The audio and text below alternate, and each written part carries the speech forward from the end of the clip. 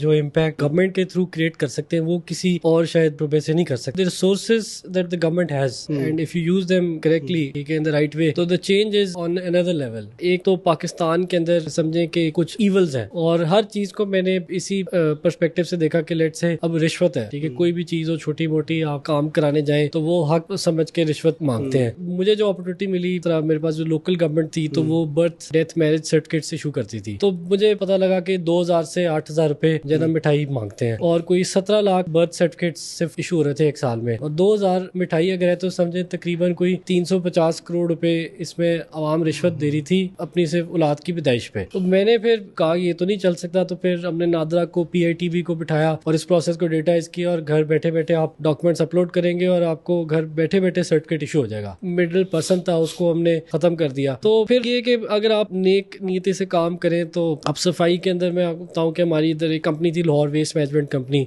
अब उसमें ये कि 5000 गोस्ट एम्प्लॉय थे। अब वो एक आदमी है उसने 20 लोगों की एंट्री की हुई है, वो महीने की उसको 20 लोगों की जो है ना तनख्वाह जा रही है और वो स्टेट गवर्नमेंट एक्सचेकर पे जो टैक्स के पैसे हम देते हैं, पानी आप खरीदें तो उसे आप 16% देंगे, पेट्रोल डलवाएंगे तो 1 लीटर पे 60-70 रुपए गवर्नमेंट ले लेती है, तो टैक्स आप देते हैं अपनी तनख्वाह पे एडसोर्स कट जाए, तो ये सब पैसे जा रहे हैं इनकी जेबों में। तो मैंने फिर इसमें एक ये इनोवेशन की कि हमने कहा कि इनकी बायोमेट्रिक आइरिस बेस्ड अटेंडेंस हो और जिन लोगों पे शक होगा ना तो उन्होंने कहा कि हमारे पास एक, मैंने कहा GPS ट्रैकर दे, PITB उन्होंने कहा हमारे पास एक डिवाइस है जो हम कैदियों को बांधते हैं पाँव में ना पैरोल पे जब वो बाहर आते हैं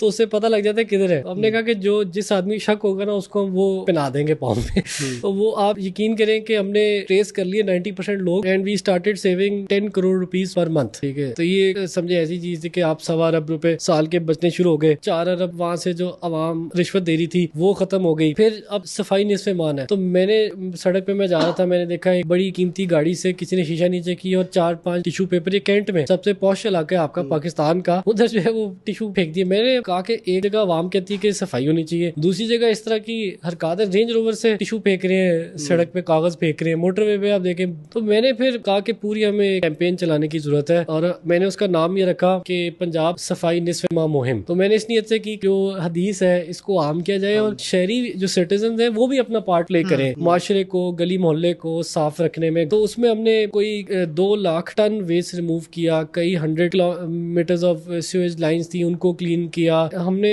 7-8 हजार मसाजिद में खुतबा करवाया सफाई की अहमियत पे, स्कूल्स के अंदर इस पे लेक्चर्स हुए। तो मैं इस लेवल की जहाँ से 10-10 साल से कूड़ा नहीं उठा था, गंदगी नहीं उठी थी, वो उठवाई। तो एक इस तरह की जो है ना काम हुआ। तो मैं देखा कि ऑब्वियसली अगर आप नेक नीति से काम करें, ठीक है, तो अल्लाह ताला जो है ना आपको सपोर्ट करते हैं, आपकी मदद करते हैं।